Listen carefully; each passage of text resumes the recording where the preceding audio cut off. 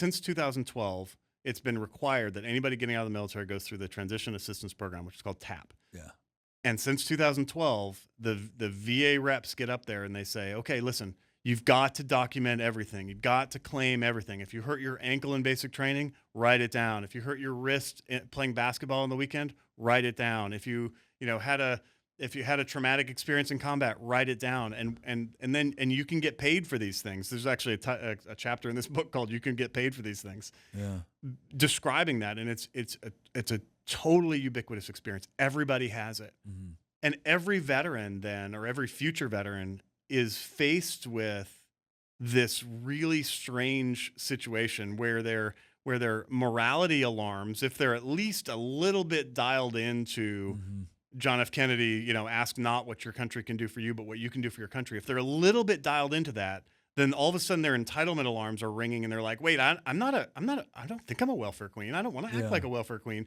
And on this side, the VA person is standing there and saying, you're dumb if you don't do this. Mm-hmm. It's free money. Yeah. Take it. Take the money. Take the money. Take the money. And you're like, okay, what do I do? And you turn to your buddy who's also, who's getting chaptered, and he's getting kicked out of or you turn to that guy and you're like, oh, what should I do? And about 50% of post 9/11 veterans are filing for disabilities of some kind, versus about 8% of World War II veterans. Now, perhaps your experiences in Iraq or Afghanistan were like D-Day level. Uh-huh. Mine, I had some pretty traumatic experiences. They weren't D-Day level experiences. Yeah. So like, why is it 8% over there and 50% of it's a mindset shift that has become ubiquitous throughout the veteran experience, and you can track it through generations of veterans. Vietnam veterans were a little more grabby for entitlements and are a lot grabby for entitlements now.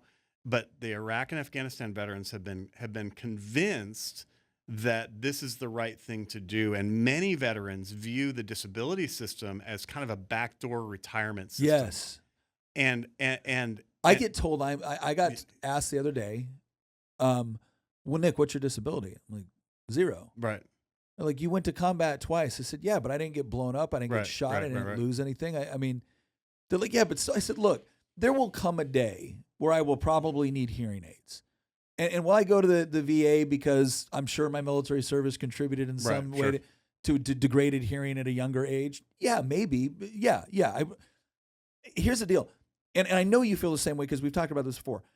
I don't begrudge anybody stuff that they are absolutely entitled to in the truest sense of the word. That's right. They did something. This was part of their contract. This is part of the deal, right? As we take care of these injuries related to your military service.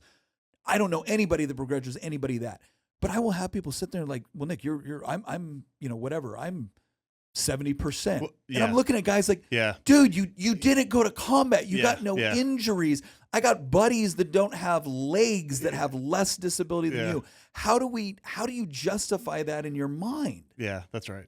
That's right. And what's funny is what you see actually across the board here. You see this very often. You can find it on Facebook. You can find it on Instagram. You can find it in chat rooms all over the place. Is because people feel guilty. It's almost like, and I don't want to get too much into politics here.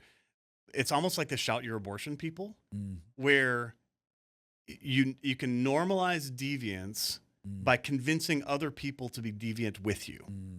And so there's a lot of encouragement by veterans who are 100% disabled or whatever percent they happen to be, encouraging others to adopt that same mindset because by doing that, it reduces their guilt in doing what they know is wrong. Okay, so I know that there's somebody watching. There's going to be people watching this right now that are looking at both of us go, how dare you? Yeah, totally. Right, how dare. But here's the important part. Because again, I've known you for a while now, right? And I've seen what you've written. The reason why you bring this up and the reason why you think it's so important is not because you don't want veterans to get what's entitled to them. Right. It's not. It's because you actually see something very, very dangerous in this mindset. Can you go into a little bit about why you think this is so damaging? I mean, you've hinted at it, but what have you seen? Yeah, totally. I don't think it's damaging, Nick. I know it's damaging. Yeah. And here's why it's damaging. It's damaging in boy, there's so many ways, but let's just talk about a few of them. The subtitle of the book is called How Bad Policy Makes Veterans Sicker and Poorer. Mm-hmm. There's a program inside the federal government called Individual Unemployability, IU. There are a lot of bad programs in the federal government. There's a lot of money wasted on, drag queen story hour or whatever nonsense they're doing, right? There's some craziness. The worst program in the federal government is the Individual Unemployability Program in the VA. Here's why. If you have a 60% rating for one condition or 70% for two or more conditions combined, and you claim to the VA that you can't work, then they will pay you at the 100% rate. Huh. Okay? And they'll mark you as individually unemployable. Now, no cognitive tests are required. No vocational tests are required. No vocational history is required. You're just sort of self-certifying, oh, my disabilities are so severe that I can't work, and they pay you at the 100% rate. Here's what happens, though. The 70% rate is like $1,800 a month. The 100% rate is like $4,000 a month. But if you can't work, you're stuck at $4,000 a month. Yeah. You're not going out there and striving. You're not going out there and working. You're not going out there and adding income to your family. And so you're poorer for that. But you're also sicker because now society views you as sick. Your family views you as sick. And you, the veteran, begin to adopt the sick role, is how psychiatrists talk about it. It's called performing symptoms or adopting the sick role. You begin to be the person who walks around and says to other veterans, "Hey, you got your disability yet?" And you begin to say, "Oh, every bump and bruise and everything that's ever happened to me is because of the fact that I was in the military one time." And you begin to orient your whole identity around this negative thing. Yeah. And for men especially, I talked about what my wife did for me that time by saying, "You're the boss here. Yeah. Fix it." That's really powerful. But and it's powerful because men get their identity primarily from their work. Mm. So last time you were on an airplane, the person next to you said, "What do you do for a living?" Mm-hmm. Right? They didn't say, "How many kids do you have?" They didn't say, "Do you love your wife?" They said, "What do you do for work?"